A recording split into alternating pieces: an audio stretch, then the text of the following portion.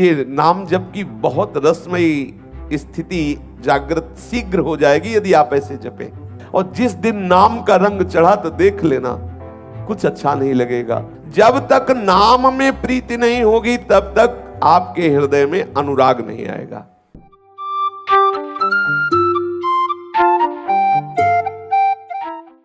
पर अत्यंत दुर्लभ बात यह है कि तुम अपने प्रयास से श्री कृष्ण अनुराग को प्राप्त नहीं कर सकते। इसीलिए हमारे यहां रसिकों ने कहा है कि चाहे जितना प्रयास करके देख लो, बिना रसिक कृपा के ये प्रेम का अंकुरण नहीं होता।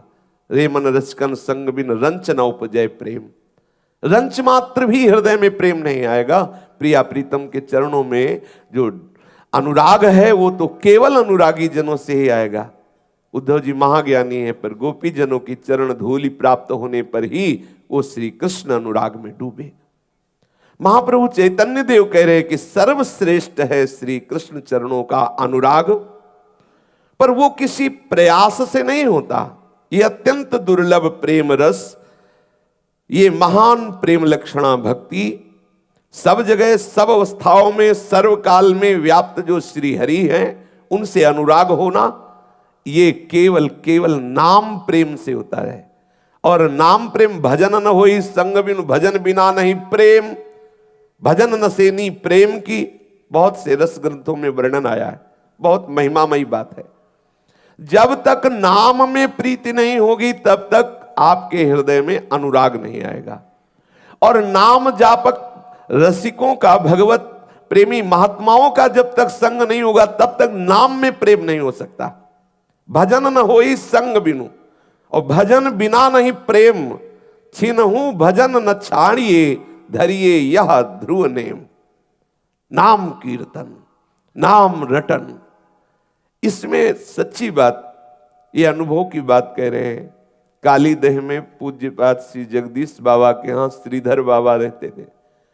गुरु कृपा से उनकी श्री चरण सेवा का सौभाग्य मिला, तो जब उनकी कुटिया में जाते तो हृदय में अपने आप गुरुमंत्र ऐसे चलने लगता जैसे मशीन से चलाया जा रहा हो, क्योंकि इतने जप के परमाणु पूज्यपाद बाबा के थे कि वहां सेवा के लिए उनके चरण द्वारा उनके पास बैठने मात्र से हृदय में विकलता होती है। ऐसे मंत्र ऐसा लगता है जैसे कोई मशीन चल रही है हृदय में, बार बार बार ऐसे मंत्र, और बस एक ही प्रेरणा, सब छोड़ो नाम जप करो, सब छोड़ो। क्यों? क्योंकि वो पूर्ण नामनिष्ठ महात्मा, नामनिष्ठ महापुरुषों का संग हृदय में नाम प्रेम पैदा कर देता है।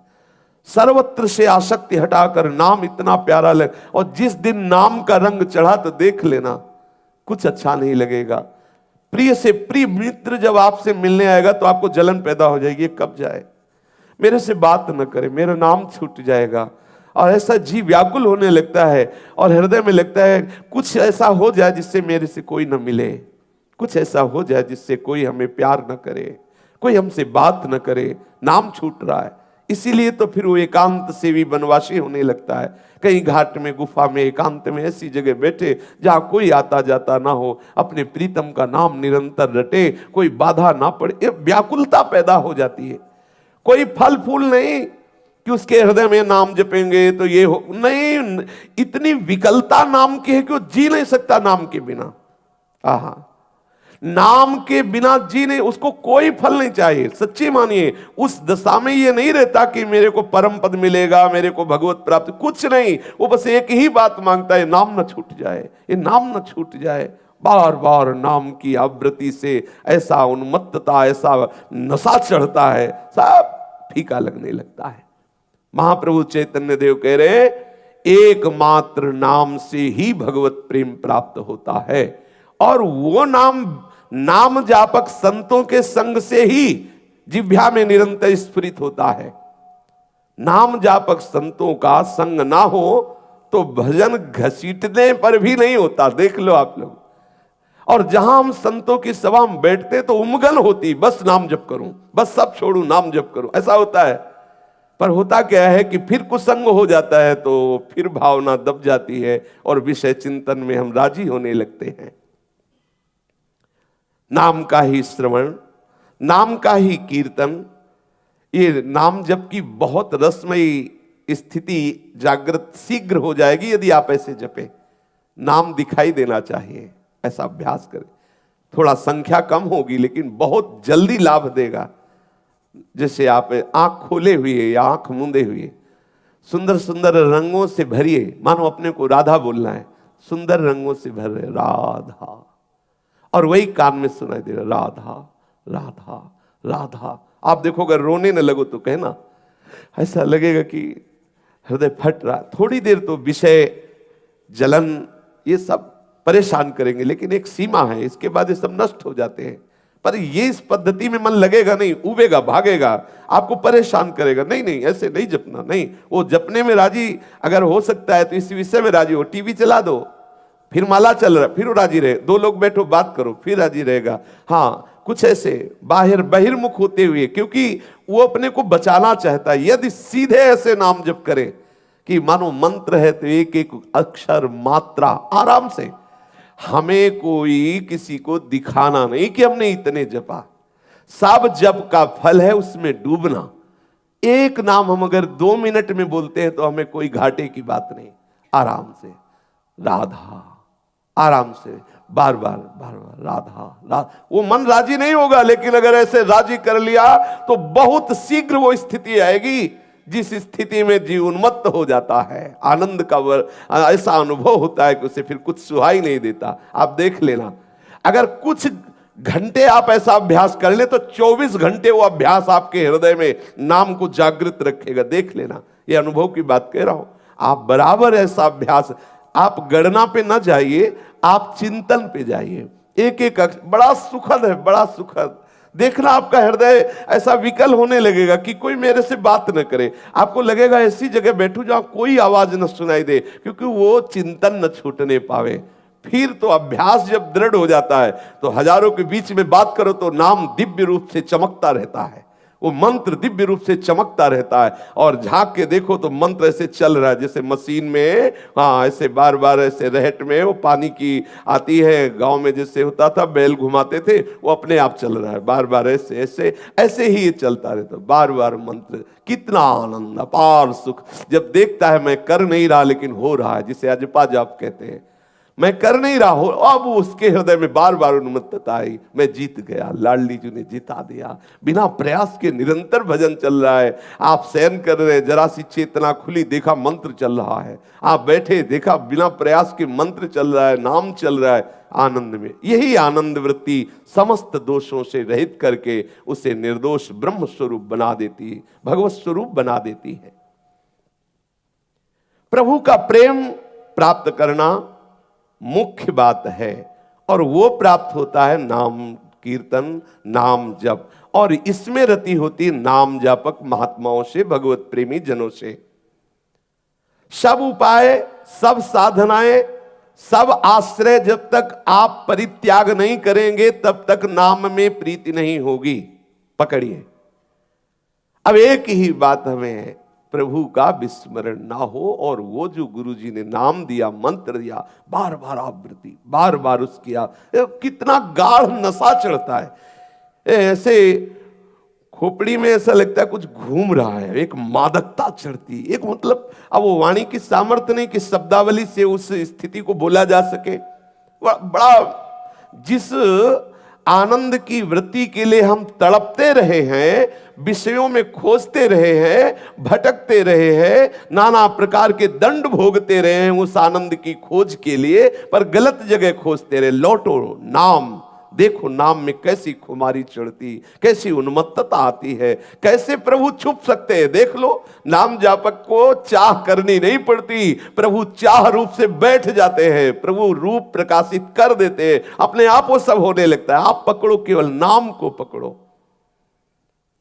भगवत कृपा तुम्हारे ऊपर बहुत है।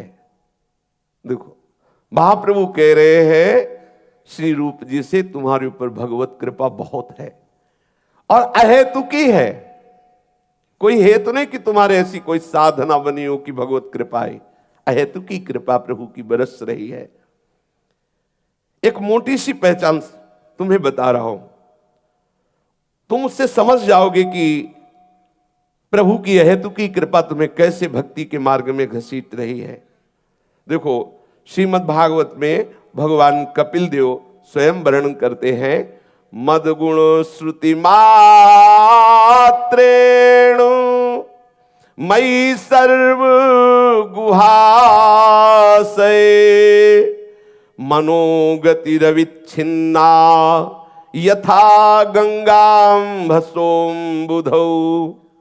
देखो भगवत कृपा का स्वरूप, जब भगवत प्रेमी महात्माओं का मिलन हो तो जान लेना भगवत कृपा प्रमाणित हो गई कि मेरे ऊपर है।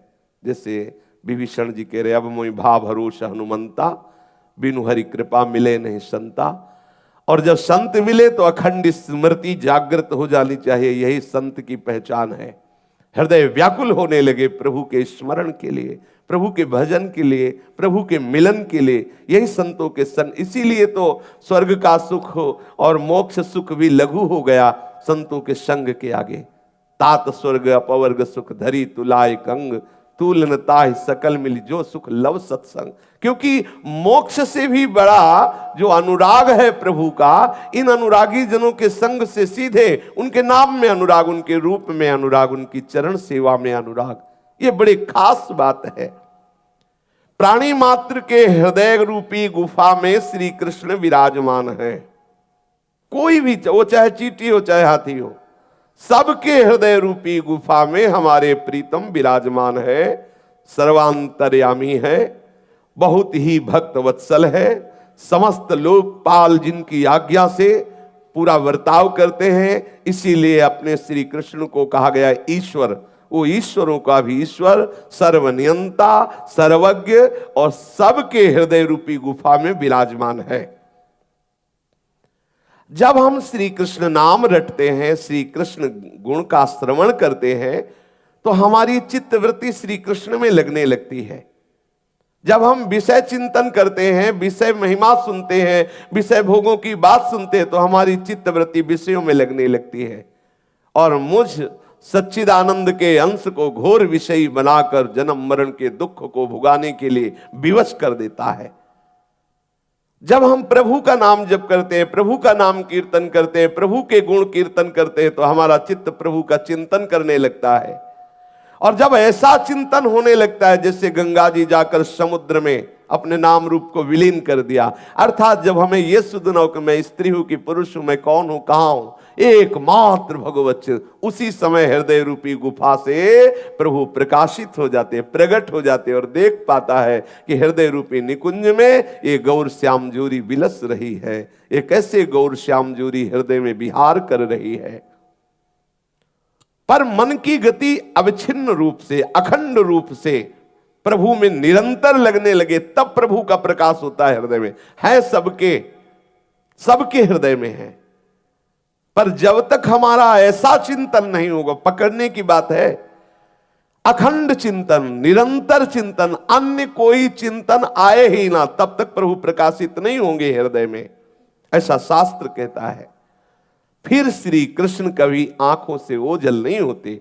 एक बार हृदय रूपी गुफा से निकलकर प्रकाशित हुए, फिर ऐसा नहीं कि थोड़ी देर प्रकाशित हुए बस चले गए, फिर कभी नहीं। फिर तो निरंतर वो उन्हीं के संग खेलता है, उन्हीं की लीलाओं में सम्मिलित हो जाता है, उन्हीं की सेवा सुख में मगन रहता है। और वो छोड़ना भी चाहे तो नहीं छोड़ सकता, उसकी सामर्थ्य नहीं रह गई। और प्रभु से ऐसे पकड़ लेते हैं कि प्रभु भी उसके बिना नहीं रह सकते। जैसे भक्त प्रभु के बिना नहीं रह सकता, तो प्रभु भी ऐसे आसक्त हो जाते हैं अपने भक्त पे। अहम भक्त पराधीन, साधु है मेरा हृदय, मैं साधु का हृदय हूं। अब दो रह ही नहीं गए, कहने को है भक्त और ईश्वर, भक्त और प्रभु, लेकिन वास्तविक जो प्रभु है वही भक्त हो गया, जो भक्त है वही प्रभु। अब दो नहीं रह गए, क्योंकि उसका सब कुछ प्रभुमय हो गया। आरंभ में साधना में जो साधन भक्ति, उसमें थोड़ी परेशानी होती है। ये जो आरंभ में अपने लोग हैं ना, तो ये जलन, वो वासनाएं और ऐसा माया प्रपंच रचती है, बाहर पूछो मत।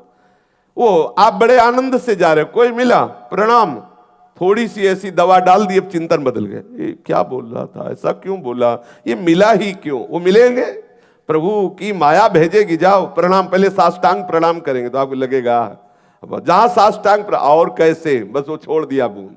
हाँ, अगर आप बचना चाहते हो तो साष्टांग प्रणाम जब होने लगे तो समझना कोई दवा डालने आया है। वो चाहे जैसी भी भावना से कोई न कोई ऐसा जो हमारे अनन्य चिंतन में बस, इसलिए सावधान हो जाओ और उदासीनता बाहर से रखते हुए अंदर से अपने चिंतन को संभालो। अगर उस समय चूक गए तो खाली समय में डाल देगा अपनी बात। अब जब भजन में बैठोगे पहले उस बात को डिलीट करना होगा, नहीं बार बार वो आकर के विक्षेप डालती रहेगी। और साधक जब बहुतों से ऐसे मिलता है तो केवल विक्षेप ही रह जाता है, चिंतन गायब हो जाता है। इसलिए सावधान, बहुत सावधानी, बहुत बड़ी कृपा होगा। और ये होगा, बहुत होगा, इतना होगा कि रोना पड़ता है एकांत में, क्या करूं, हम तो नहीं चाहते, पर वो पर ही काटने पड़ेंगे। इसलिए उदासीन अति रही गोसाई, हर समय गंभीर खिन्न, जाहि परम प्रिय खिन्न, बाहर से उदासीन, किसी की सहसा हिम्मत न पड़े आपको टोकने की, ऐसा स्वभाव, गंभीर चिंतन परायण। अपने हम पूज्य श्री सदगुरुदेव भगवान को देखा, जा रहे हैं बस ग्रीवा झुकी हुई, प्रणाम नमस्कार श्री हरिवंश, वो तो अब तो मुस्कुरा करने नहीं कुछ भी, बस बहुत ऐसे कर दिया, ऐसे कर, बस देखा ही नहीं। फिर प्रश्न करो, बोलो कुछ भी, महाराज पधारना, कुछ भी, कोई मतलब नहीं, वो अपनी धुनी में चले जा रहे। और सब जानते हैं कि भगवत मार्ग का पथिक है, इसलिए कितना भी कैसे भी उनके प्रति बुरा भाव नहीं होता। ये लगता है कि वो अपने भाव में डूबे। अगर कहीं व्यवहार संभालने के लिए बोला तो कोई न कोई बात, कोई न कोई ऐसा जो हमारे अखंड चिंतन में बाधा पहुंचावे। साधक को सावधान रहना चाहिए। आरंभ में साधन भक्ति में रति भक्ति तक पहुंचने के लिए थोड़ा परेशानी है। अगर आप अपने को प्रपंच शून्य करते हुए हृदय में भावना बढ़ाते चले जाएं तो साधन भक्ति से रति भक्ति आती है और रति भक्ति से शुद्धा प्रेम स्वरूपा भक्ति का जागरण होता है। रति भक्ति में प्रारंभ में जैसे शांत है, दास्य है, सख्य है, वात्सल्य है, मधुर रति, अगर इसमें प्रवेश हुआ तो प्रारंभ में सावधानी की जरूरत है। और जब यही रति प्रेमाशक्ति के रूप में बदल जाती है, मानो जैसे कोई सख्य भाव का है तो प्रारंभ में सख्य भाव में रति हो थोड़ी गई है, और जब वो सखा स्वरूप को प्राप्त हो गया फिर तो कोई विघ्न की बात ही नहीं। जब प्रेम का प्रादुर्भाव हुआ फिर कोई विघ्न प्रेमी को परास्त नहीं कर सकता। पर रति तक परेशानी है, जब तक हमारी पूर्ण रति नहीं हो रही हमारे भाव में। जैसे अपने लोग सहचरी भाव के हैं लेकिन भावना कर रहे हैं, कोई सहचरी स्थिति तो आई नहीं, तो आपको गिरा सकता है कोई भी। लेकिन जो सहचरी स्वरूप को प्राप्त हो चुके, अब गिरने का सवाल ही नहीं, क्योंकि जो गिरने वाला मसाला था अंदर वो सब खत्म। अब केवल प्रिया प्रीतम के रूप का चिंतन, उनकी सेवा का चिंतन, उनकी लीला गुणों में डूबा हुआ, बाहर कुछ भी हो वहां पहुंचेगा ही नहीं। जहां उसकी स्थिति है उस स्थिति में ये कोई भी आकर्षण पहुंचता ही नहीं है। महाप्रभु ने कहा कि जैसे शांत रस परिपक्व तब माना जाएगा जब श्री सुखदेव जी, जनक जी आदि जैसी स्थिति शांत रस की हो। बहुत दुर्लभ स्थिति, शांत रस कोई साधारण है। जनक जी की स्थिति, श्री सुखदेव जी की स्थिति, ये शांत रस के सिद्ध महापुरुष है, शांत रति के ये सिद्ध महापुरुष हैं। और दास्य रस के अनेक उपासक हुए हैं, भक्तजन हुए हैं, जैसे श्री हनुमान जी महाराज, लक्ष्मण जी महाराज, ये सब दास्य भक्त। और भी बहुत से भक्त हुए हैं। कुछ भक्त सखा भाव से, अर्जुन, ग्वालवाल आदि, और भी बहुत से भक्त हुए हैं जो सखा भाव से, वात्सल्य भाव के सिद्ध स्वरूप, जैसे यशोदा मैया लाला से प्रेम करती, ठीक वैसे ही जैसे भगवान वल्लभाचार्य जी के परिकर में पाए गए ये भाव। पूर्ण नंद यशोदा के भाव से मगन होकर ठाकुर को अपना पुत्र मानकर दुलार करना। अगर प्रभु के प्रति भगवत्ता का बोध है तो पुत्र नहीं मान, और जब पुत्र मान लिया तो भगवत्ता का बोध नहीं। ठाकुर जी भी डरते थे जब गोविंद स्वामी कहते कि अभी चलो गोसाई जी से शिकायत करेंगे, तो कांपने लगते थे। बहुत दुलार कर, मत कहना, नहीं डांट लगेगी, मत कहना। भगवान है, भगवान थोड़ी है, उनके लिए उनका लाला है। भगवत्ता का बोध अगर रहा तो लाला भाव सिद्ध नहीं होगा, और लाल भाव से मेरा बेटा भाव सिद्ध हुआ तो भगवत्ता नहीं। कोई भी कुछ भी वर्णन करे उसको रहेगा मेरे ही तो लाला है ना, मेरे ही तो बेटा है ना। अपने भाव को दृढ़ता पूर्वक पकड़ ले तो उसमें रति हो जाती है। रति होते ही प्रेम का प्रादुर्भाव होता है, वो विशुद्ध प्रेम जो हमें वास्तविक उस स्वरूप में स्थित कर देगा। जैसे सखा तो वास्तविक अपने को देखोगे दिव्य चिदानंद सखा स्वरूप होकर श्री ठाकुर जी के साथ खेल रहे हैं। तो वात्सल्य रति और मधुर रस, श्री कृष्ण हमारे प्रीतम है, पति हैं और मैं उनकी प्रिया हूं, ऐसी भावना मधुर रस में, श्रृंगार रस में, जैसे श्री गोपीजन, जैसे श्री रुक्मिणी जी आदि और भी बहुत से हैं जो प्रभु को ऐसे कांत भाव से भजते हैं। ये जो शांत रस है, दास्य रस है, सख्य रस है, वात्सल्य रस है, मधुर रति है, इसमें जो आचार्य आपको भाव दिए हैं, अपनी तरफ से हम भाव जो करते हैं वो एक माना हुआ है, लेकिन जब गुरु परंपरा से, आचार्य परंपरा से मिलता है तो हमारी त्रुटि होने पर भी भाव सिद्ध हो जाता है, क्योंकि वहां आचार्य कृपा होती है। जैसे हम मान रहे हैं श्री कृष्ण हमारे पति हैं और आपने किसी ऐसे आचार्य का आश्रय नहीं लिया जो कांत भाव से सिद्ध, जो कांत भाव की स्थापना करने के लिए प्रकट हुए, तो हमारे हृदय में भाव जरूर है लेकिन उसकी सिद्धि नहीं होगी। इसीलिए प्रभु एक होते हुए आचार्य के बहुत से रूप धारण किए, क्योंकि बहुत से भावों को पुष्ट करने के लिए जो साधन पद्धति चाहिए, जो मंत्र चाहिए, जो भावना चाहिए, वही देने के लिए वही आचार्य रूप धारण किए। एक ही प्रभु, बहुत नहीं।